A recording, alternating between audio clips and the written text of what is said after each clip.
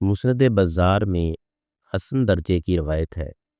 رسول اللہ صلی اللہ علیہ وسلم نے فرمایا، جو کوئی اچانک کسی مصیبت زدہ کو دیکھے اور یہ کلمات کہے، الحمدللہ الذی عافانی مما ابتلاک بہ وفضلنی علی کثیر ممن خلق تفضیلا،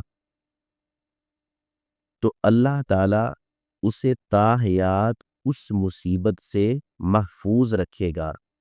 اس حدیث مبارکہ کا مفہوم یہ ہے، اگر کوئی شخص کسی مصیبت یا بیماری میں مبتلا بندے کو دیکھ کر یہ دعا پڑھے، وہ بیماری جسمانی ہو، روحانی ہو، دینی یا دنیاوی، اسی قسم کی بھی ہو، تو اللہ تعالیٰ اسے ساری زندگی اس مصیبت یا بیماری سے محفوظ رکھے گا۔